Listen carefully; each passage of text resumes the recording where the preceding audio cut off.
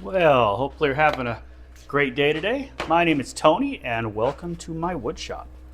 Today I have this maple blank that I just milled up.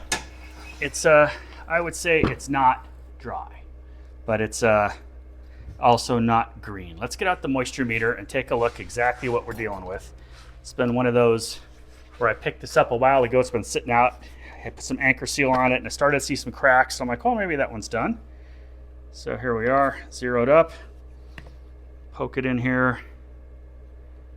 I'm showing 10%, 9.9. So 9.9 should be pretty good. That 9.2 on the outside there. Let's flip her over. I did cut off a big chunk of the bark, so maybe we'll a little wetter out here. Yeah, we're 22% out here on this edge where I just cut the bark off. So we're going to use this as our bottom, and we'll carve a tenon into this to get a nice shape on it. But it's going to be basically just a fun project of roughing out a hand milled blank. This one's 12 inches in diameter. We'll probably end up with an 11.5-inch bowl by the time we're done. Got it fairly round, but not perfect, if you know what I mean. So how I like to do this is get my tailstock up here, about close to where I'm going to need it to be, and then lock her down. I already have a center point marked on the back here. I'll show you again. So there's already a little center marked here that I had already put together earlier.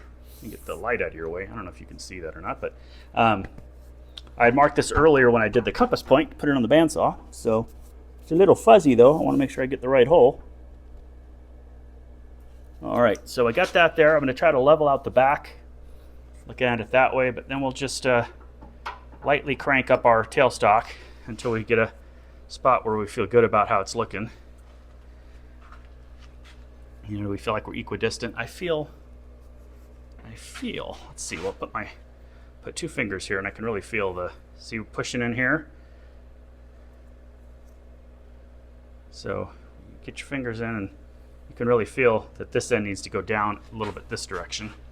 So I just loosen it up a bit, move the tailstock over a tiny bit, put my fingers out here, and we can feel that we're fairly flat, as flat as this blank's going to be.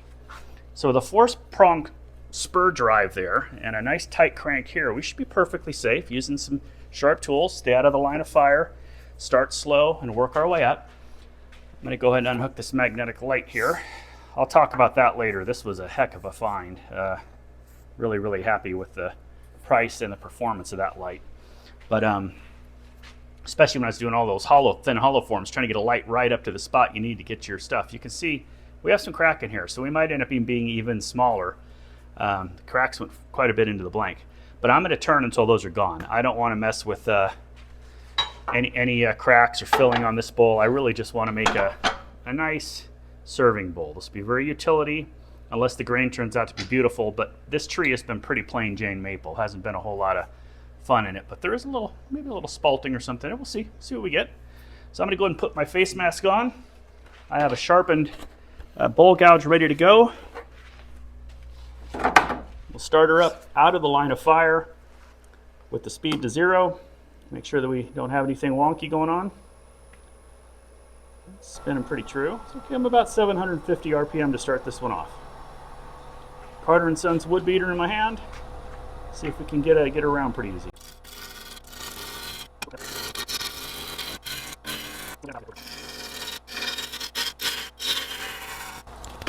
Again, just big, giant roughing cuts. You can see the giant ribbons we're taking off here. You know, big, huge, heavy, rough cuts. We're not looking to, get any sues, but we can see where that crack is right here. That means we've got quite a significant one here that we're gonna have to get past.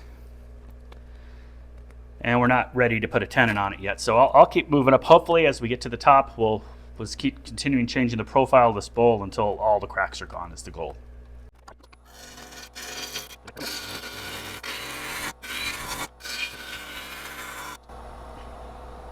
This is a big, heavy gouge. So I can really kind of push a little further over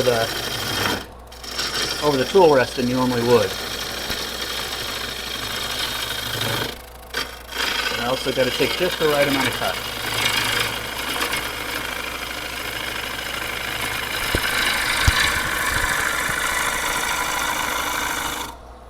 can tell we're getting close to a, ooh, look at that.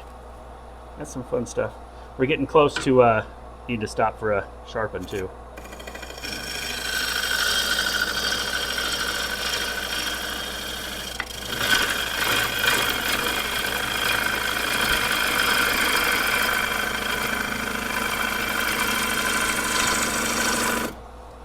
Okay, let's see. Ooh, some beautiful shavings. Let's go ahead and take a look at how our cracks are. If they're going away, got past the one low. We're still seeing the crack up here though. So yeah, again, we're gonna turn past all those cracks. We do not want to deal with cracks unless there's only one big one left that we can do something decorative with. But I'm really not interested today in putting together an art piece. Although a fruit bowl will be okay, but I like to make a full serving bowl for this one. I need to get past this bark here too. I'm not gonna leave any bark inclusions in this particular one.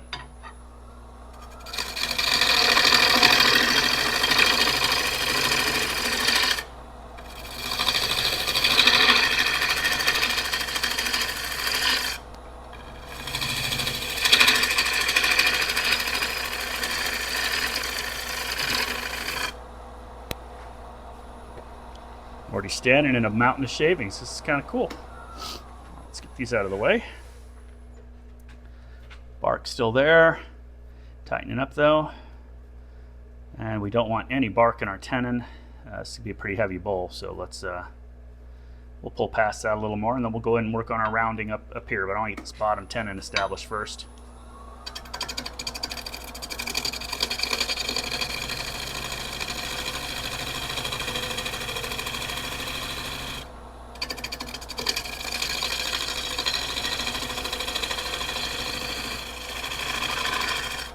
See where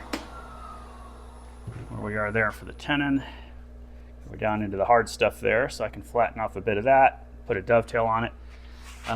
Earlier this week I printed some little jigs to size the tenons for my various chuck jaws, so I can make this one considerably smaller if I'm going to go with the HTC. I kind of like to have a bigger tenon on this one, but I don't feel like switching over to my 4-inch bowl jaws. Yeah, I think we'll be okay with that. So I'll just tighten this up here with the dovetail, and then we'll flatten off the tenon.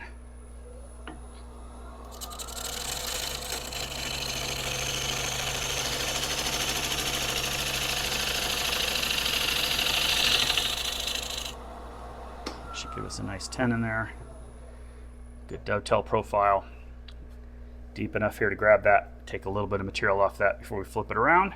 But now we're ready to start making some of those big passes up to the top to get our full round, see where those cracks are going to end. I sure did not plan. I wouldn't say I don't feel like it, because I always love the challenge and the fun of getting out there with with your drill and some copper wire or something, filling up some holes. We could even put some butterflies in it, but it wasn't the goal for this one. I had a very specific customer in mind, and I want to make sure that it's a defect-free bowl.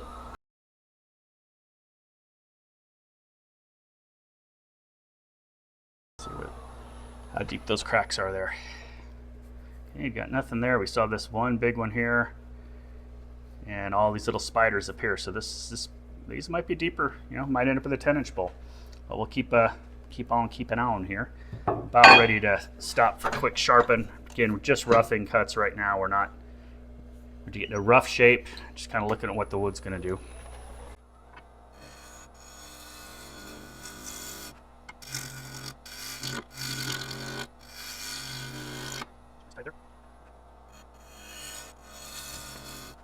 Now this is Mike Mahoney's primary grind here from Carter & Sons. I'm still getting used to it.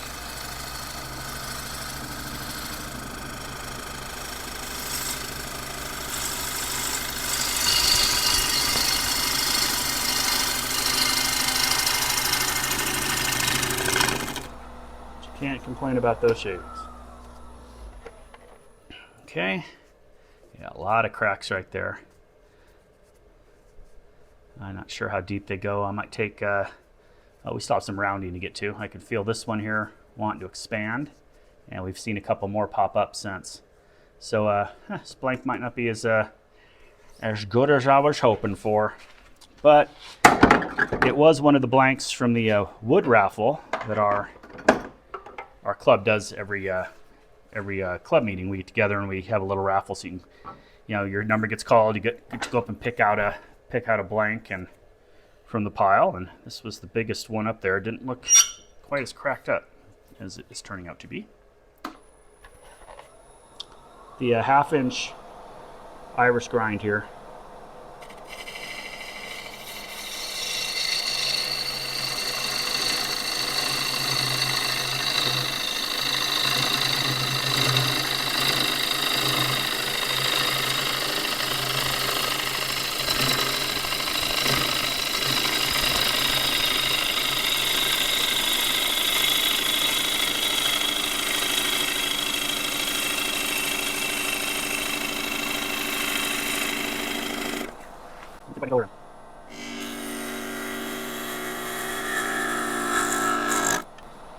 Just a little better idea.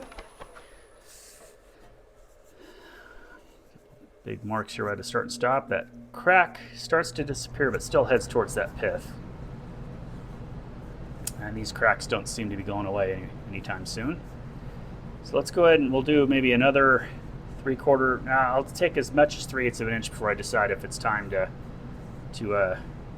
turn this into an even smaller bowl, or if we just go ahead and have to do the fill routine, which is really not what I wanted for this one, and that means that I'll have to get another blank out for this client who wants a big serving bowl. So let's take a real slow pass down towards the tenon here.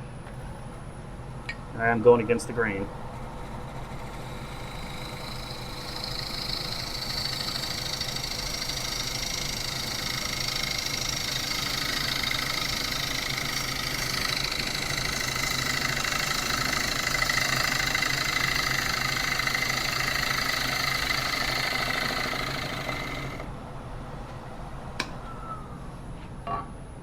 About 1/3, maybe 1/4 for the base right now. All the wood right here looks really good. Actually looks good right up to about here. But that ends up being a 2.5-inch bowl, not a 5-inch bowl.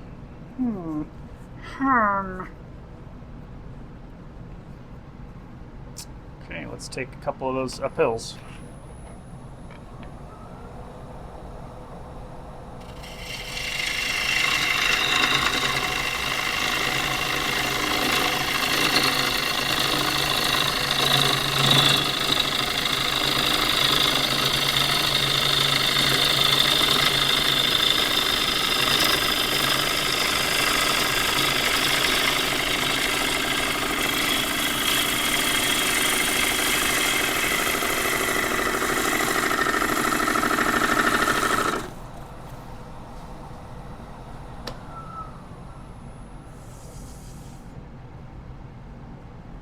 Almost got it. You can see it's opening there.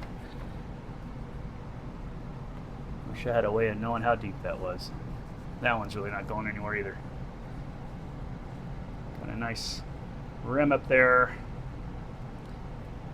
Rim's got some cracks, but that would be easier to do if we make a nice big beaded rim up here. We also have the option of beading the whole bowl on the outside, which could end up being an attractive bowl and a little easier to hide the cracks. Wish you guys were here to give me some advice. I'm really kind of at a loss. If I keep making this thing smaller, or do I go ahead and bite the bullet and come up with some sort of embellishment with those cracks?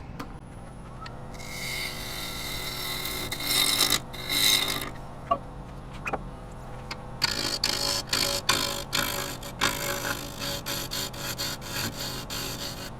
I'm doing there is just trying to figure out if I have where my depth of my rim is, and that's it there. The rest of this up here will be waste wood. So I could turn that into a bead. It has very little cracking in it. We believe we've got one little crack here that will be an easy fill, and then it dives down into this crack. So that's the one crack I'm most concerned about. And then all these little ones over here will just continue to be unattractive if we can't get a good cut. Scrape around the bottom with a shear scrape, see if we can just get a nice shape out of this. I mean, it's turning into a pretty shape, but pretty shape with cracks in it isn't going to be what my client wants.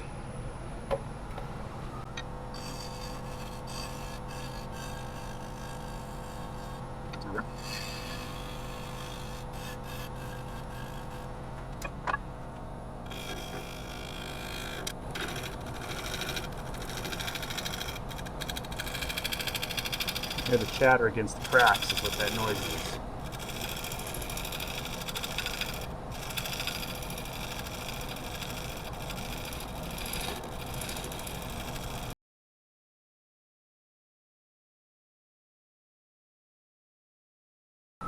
If you made it this far into the video so far, put a comment down. Like, tell me what you would have done at this phase. I'm curious to hear what your spin is. See, I still have a tool mark here that's pretty significant. Not sure why that's not coming away with a shear scrape, but I'd love to hear what you would have done at this phase.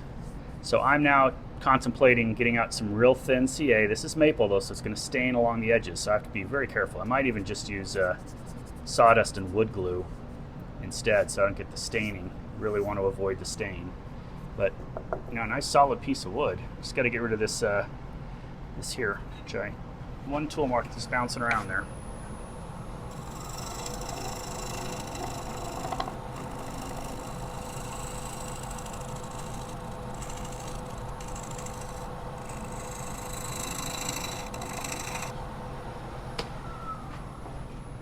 I got it. I got it. So that's very sandable. Okay, let's get some Titebond out, and I'll fill these holes with some Titebond 3, kind of work it in with some sandpaper, sand over the top of it. There'll be visible cracks for sure, but I don't want to do the CA staining on something like this. And then we'll go ahead and we'll roll this over into a beaded rim. Little lip on the side so you can pick it up easy. Nothing crazy. I'm worried I might need to get rid of the rest of that bark too, because that could end up lifting out. We'll see as we move along. But let's go ahead and get the Titebond and get back. So all I normally do with these is I get some Titebond up on the top, kind of force it into the crack a little bit. Oop, coming. I see you there. And then after I get it all the way into the crack, I'll get a little bit of 100 or 80 grit sandpaper, and I'll sand over the top to kind of get some shavings into that hole.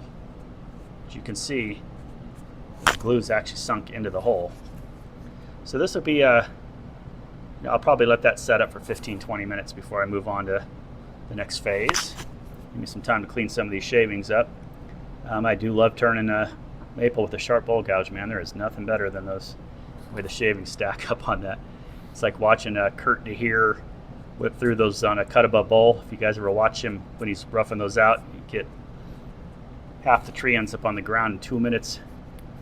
He's really got that. He's got a real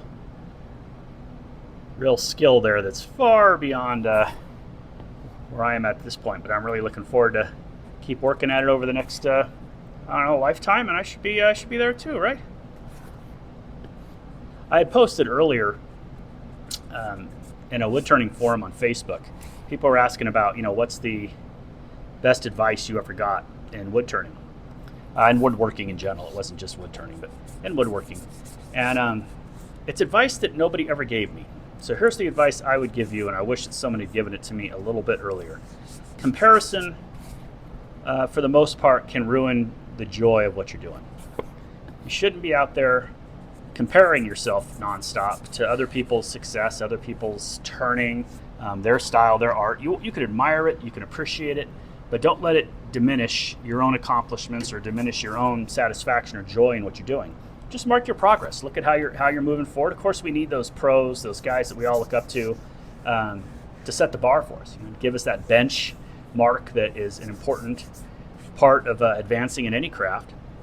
But at the same point, we don't want to let it diminish, just measure your progress. Just keep being honest with yourself, measuring your progress, and enjoying what you're doing. Don't let that comparison mentality rob you of the actual joy you get out of doing what you're doing. And that's true in anything in life. Comparison breeds jealousy, breeds envy, breeds resentment. All you really want out of this is to enjoy what you're doing, be proud of the thing you've got at the end, and look at marked progress every time you try the same thing.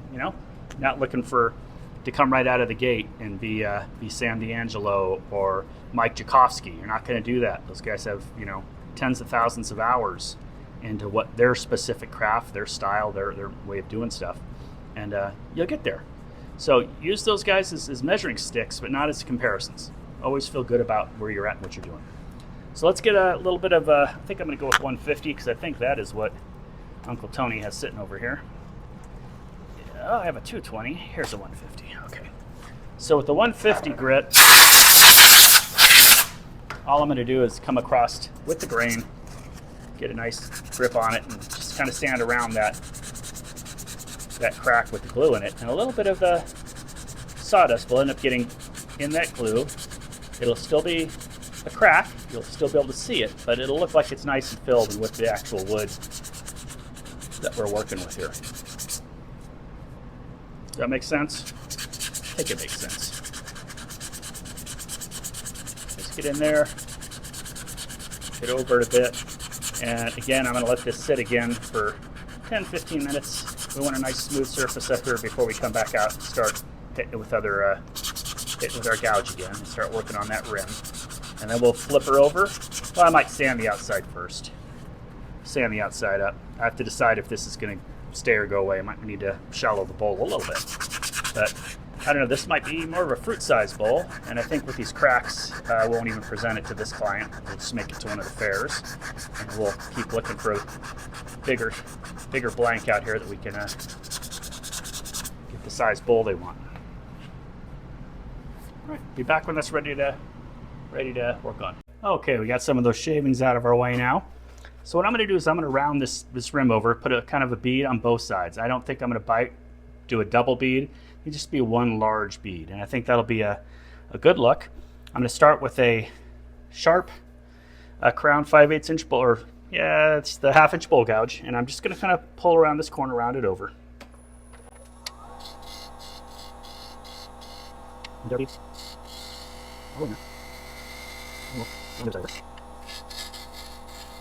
trying to decide if I want to embellish that rim any more than that. Some real nice light cuts here. And but I say that I could add some texture on it. That might be pretty interesting. Could put a burn line in it, just to make it also a little interesting. I might actually go ahead and put a line right here, a little groove, and then hit it. I'm going to come up with a very sharp spindle gouge and clean that right up into the edge. I mean, we'll clean it right up into there, and then I'd probably come in and we could burn a little groove there, or maybe 2 little grooves, and burn that in. That might look very nice. I generally like to do that after I've sanded though. But let's go ahead and clean up that underside of that rim with a nice sharp bowl gouge. Or, excuse me, spindle gouge. So I got my little Mr. Crown here.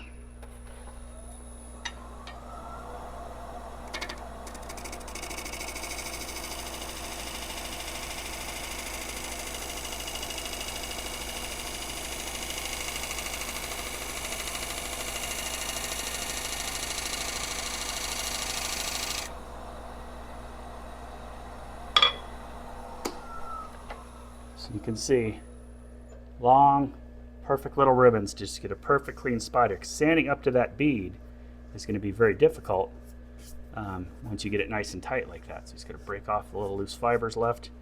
You know, we don't want to lose anything. So that's probably the end finish there. I'll bring when I'm sanding, I'm going to stop at that line and pull back down, and we'll sand this up to 400 still. But yeah, that's pretty bead.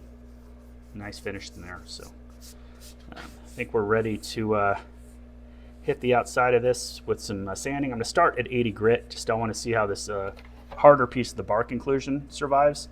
And a lot of this local maple that I've been cutting, these are just as hard as the rest of the wood. It's not quite as bad once you get past the fluffy part of the bark.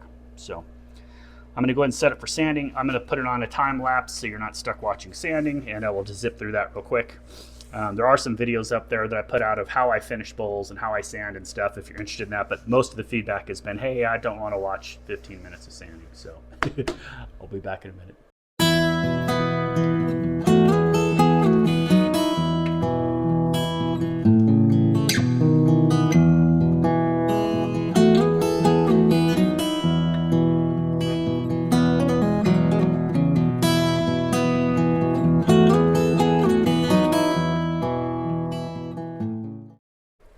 Okay, we've got it sanded to 320.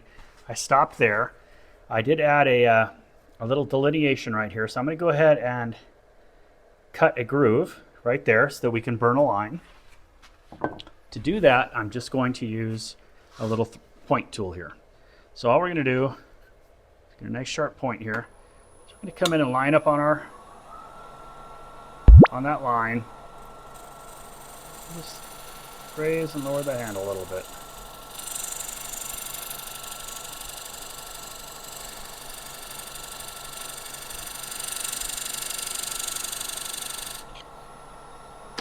Now that little groove should be nice and deep and uniform. And in there now we can burn a line. So I have the old-fashioned piano wire garrote style burner here that I made literally with some piano wire from a piano we recycled. And we'll just crank it up to about 800 RPM. I'm right around 900 there. Get it in the groove and wait for it to burn. It'll catch and you'll start to see it. There you go.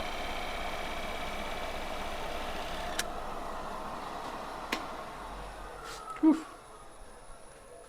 Probably could have had the dust collector on for that, but there you go. So we have a nice clean line right there. Now I've decided that as we're just playing with it, I'm going to go ahead and put a spiral texture from the base up maybe about a third of the bowl, just to give it some interest. Right now it's not a terribly interesting bowl. The wood is it's pretty, but it's very bland. There's not a lot going on in it. We have our cracks and stuff, so I'm obviously going to try to distract from that a little bit. So for that, I'm going to use Ron Brown's texturing tool. I haven't done it quite this big before, but I think that if we turn slow and take our time, we should end up with a kind of cool spiral pattern on the bottom. And the cool thing about that, doing it at this stage, is if we don't like it, we just turn it off. Don't need to keep it. So I'm going to come in here at 360 RPM. I've got the tool firm on the rest and it's just slightly angled.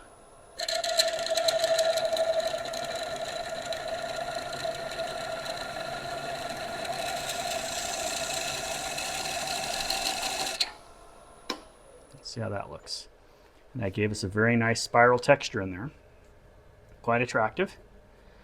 Not super deep, but it'll definitely, you can feel it. And then if I hit it with a light sandpaper on top of that, that'll make that pop out. I might even put some gilting in there.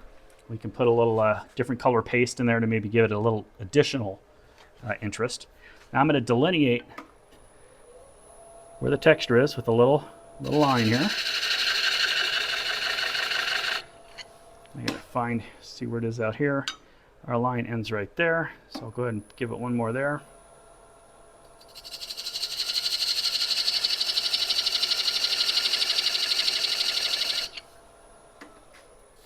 Now if we had some linoleum or something Formica or something, you could get in there and burn that with a little friction burn in there. I might see if I have anything like that laying around. Be nice to have those two burns in there. And then we're going to go ahead and hit it with the grit and some shine and just see what we're going to have. There's a lot of deeper tool marks. I mean, I sanded some of this stuff down here. It's like a bruise. Not quite sure what's going on there. Other parts are beautiful and hard, and so it's interesting. Never know what you're going to get with timber. That's half the fun of it. But we're still not done sanding. I just wanted to get this texture in, and we'll go ahead and hit this now real quickly with some 220 by hand, and then we'll move around back up to 400. So this is 320. Here is the 150. And over here must be my 220. There we go. We're at about 400 RPM. Dust collector on.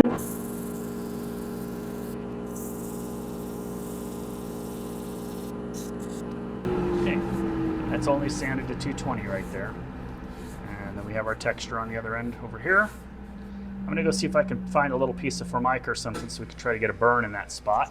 I'll be right back. Okay, of course I didn't have the camera on when I burned this in, but all I did was use a piece of Hadouk here to burn that, and just got it in the groove there well. I'm not going to finish anymore on the outside now. I'm going to flip it around and go ahead and turn it inside, see how bad the cracks are. This project's starting to feel like one of those ones where, is there a save here, or is it just or I just out here practicing, trying to what we could do. There is definitely value in, you know, getting a piece of timber that's a little rough and seeing what you can do with it. But there's also a point at which you got to abandon what's called the sunk cost fallacy, which tells you, hey, I've already got so much time in this, I got to keep going. I've already made this big investment. Sometimes you just have to say, you know, now is the smartest place to stop. But I think this is we're seeing what's happening on the inside of this one. And it is a Saturday. I don't have any work to do other than play out here in my shop. So I'm going to go ahead, and it's heavy. Boy, it's heavier than I thought. I'm going to go ahead and mount this up in the hurricane jaws, flatten out the face on here, take a look and see if there's any deeper cracks. Maybe even look at pulling a small core out of it. Maybe we can save a core without any cracks, but we'll see how it looks. So I'll go ahead and get that set up. I'll bring it back when that's ready to go. We have our Hurricane HTC 125 jaws on. I know I say that a lot. I don't have any kind of a endorsement deal or anything like that. Probably sounds like I do, but I just really like these jaws. Still waiting to save up though to get myself a pair of the Vic marks. That's still on my bucket list. And I've had a lot of people talk to me about Axminster jaws being like the jaws that you really want. Oh, our tenon's a little long there. See, we're not sunk all the way flat. So I made a boo-boo there for sure. So cut.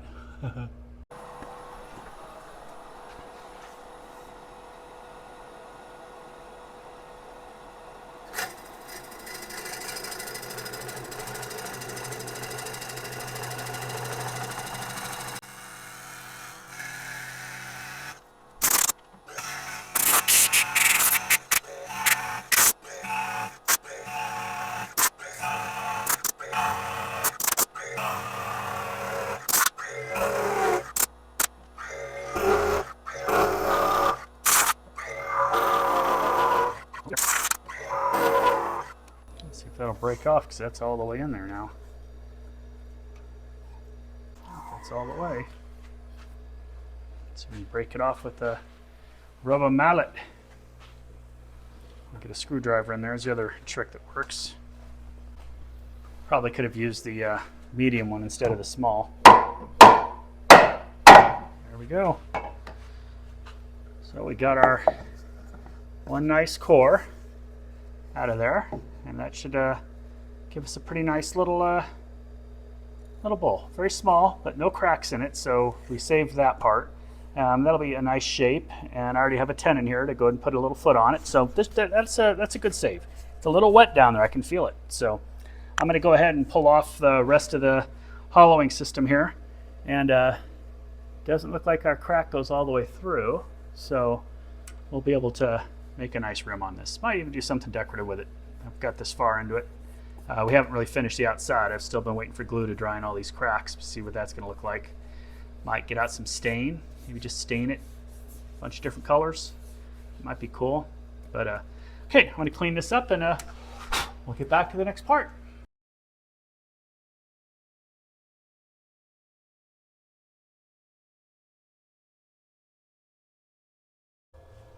Okay, we're all set up to hollow now. We got our core out, no cracks to this point, so I feel pretty good about just cleaning this up. Big, thicker rim, but we'll undercut it a bit.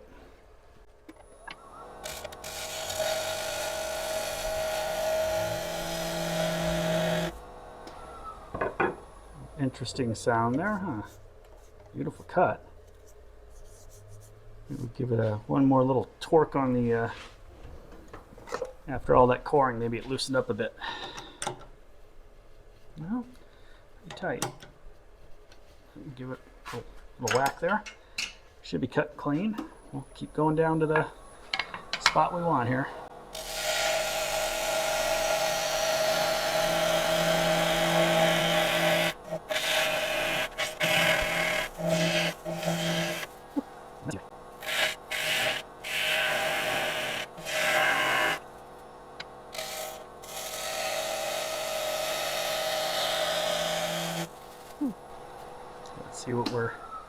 Let's see what we're dealing with here.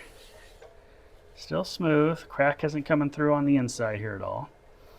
So I think that I'm feeling a little bit of moisture here though. That's a little wet, quite a bit wetter than the other readings were. So what I'm going to do now, I like this big rim here. We'll kind of beat it over when we get done to it, but I'm going to undercut that with the smaller bowl gouge and see if we can get around to your side to do that. We'll see. I think I might be in a bad camera spot here.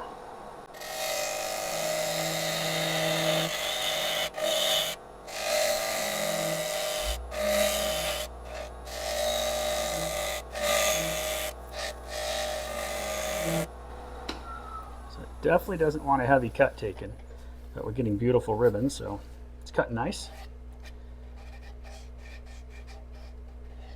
Don't see any crack. We got a nice, about a 1/4 of an inch undercut there, you can see.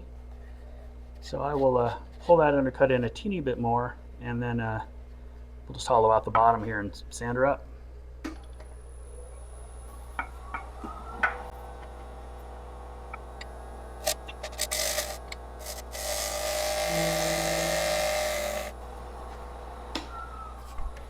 Too worried about my light, lost concentration. All right. Get all the little catch I had there out. A little bit here. We'll have to try to get that. We'll have to pull that out easy. Still about a 1/2 inch there. Might even do something fun with that rim up there, I think.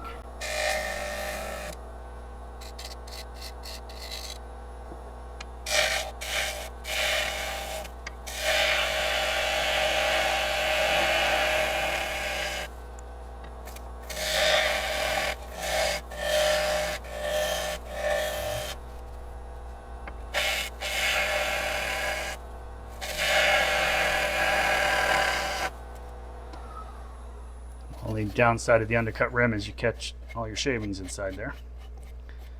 But still no crack coming through. Well, little teeny ones there, so that's as far as we can go. And got a nice thickness here that feels beefy, but not so bad that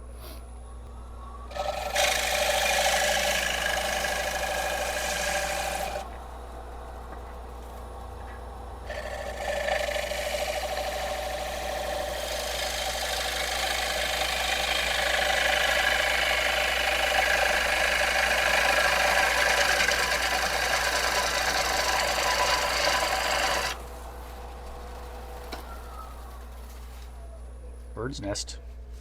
Lots of bird's nests. I have to smooth that out probably with a, I don't think I can get a gouge in there. See if we can come around the corner far enough without getting too far in the picture.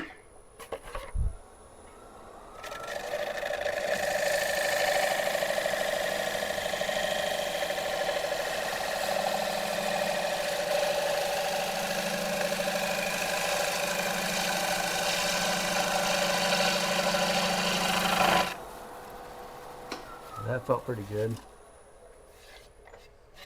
Yeah, still have a little rim there. Probably get a scraper out on that one. Got some room to go down there still.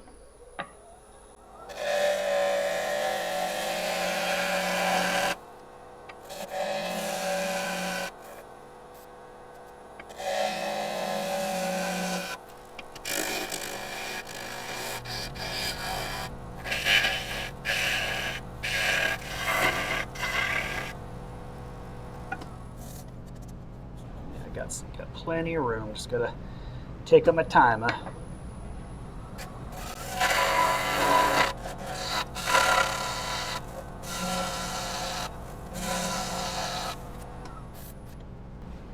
Getting there.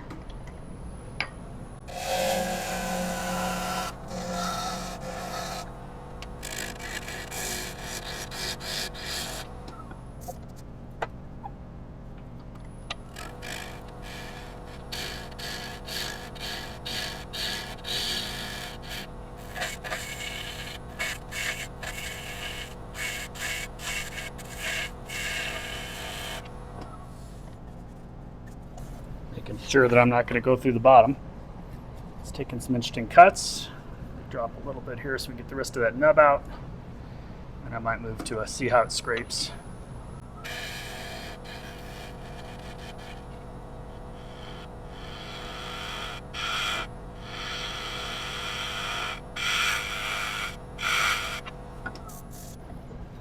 Yeah, it's chewing up right there at all the angles, so let's get out a nice sharp scraper.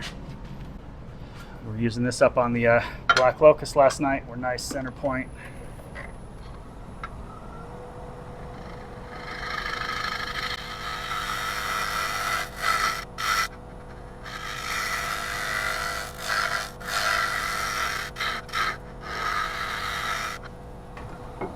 That's scraped just perfect. I don't think I've ever had anything scrape quite that good. Still have a little lump in the middle and a little lump right there, so we'll clean those up. We do have some tear out right here, and that's from the scraper.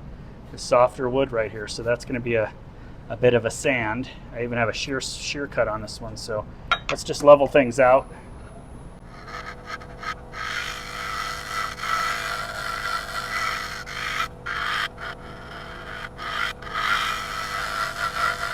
I think that should be all of our little ridges. Yeah. So we can pretty much, I'm going to try to get the smaller inside bowl scraper here. I did put an edge on this last night. It's a little dull, so I'm going to go ahead and go back to the grinder and get another edge on it. But we'll see if we can get in there just gently. I can keep my hand on the outside and just get some of this tool lines out before we go to the sanding part. We shouldn't have a hard time with that. And if we get a good enough edge on here, it'll sure cut up nice for us. You can see why the professional turners all have multiple grinders switching back and forth between the various platforms and jigs and stuff to get your angles. It's kind of a pain in the butt, isn't it? Someday my ship will come and I will have all the grinders, all of them. You'll have to come to me to grind.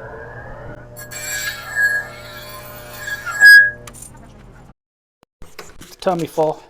So as I was out for lunch, which was about 35-40 minutes here, I've noticed that the cracks from the outside are making it all the way through now. So this blank might just be shot, but I'm going to go ahead and give my best effort to finish up the sides, the inside here, and see if we can at least make a fruit bowl out of it or something. But a little disappointing to get this far in, and we know at least we have the nice little core for another project later. But I'm going to go ahead and clean up the inside here.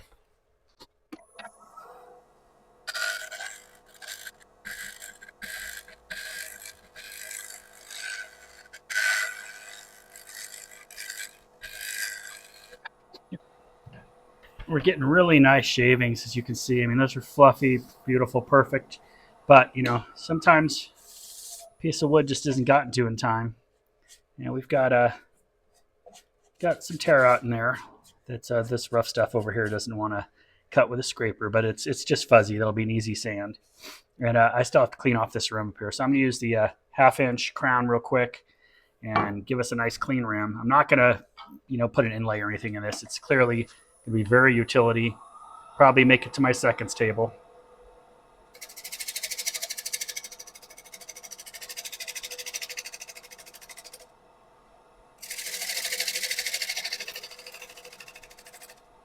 Wow. It's cutting nice, but it is out of round, so it's changing shape on me.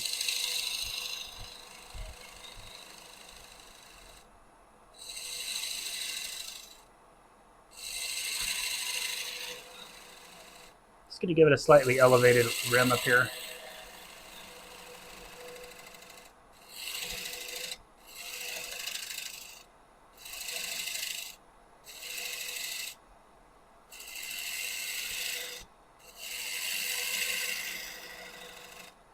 So with our undercut coming around now and back down, just using the bowl gouge, just the wing of the bowl gouge. And that gives us these lovely ribbons and should give us a nice smooth finish we can start off here. I want to, the wood's just not cutting the same everywhere. See, it's chipping on the inside there. So that's going to be interesting. And I got a little bit of a ridge here and the dip that I'm looking for down here. So I have to clean that up a little bit. And I'll try to come in at it with a different angled cut here.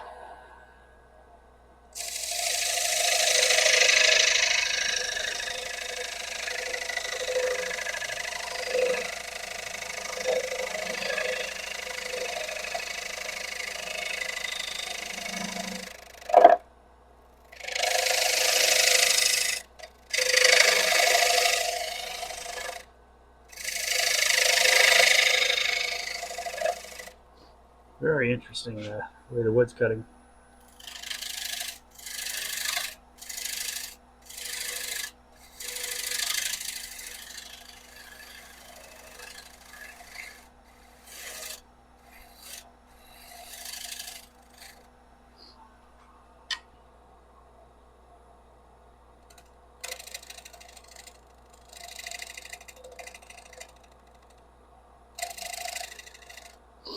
It's lost a lot of its round while we were out.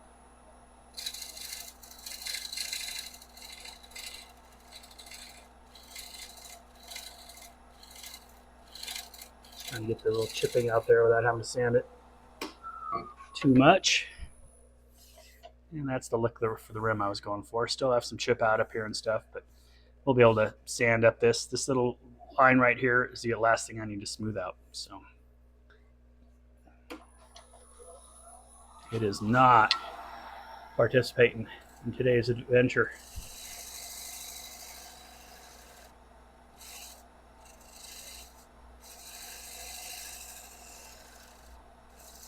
I don't know if you guys can hear the change in shape on me. There we go.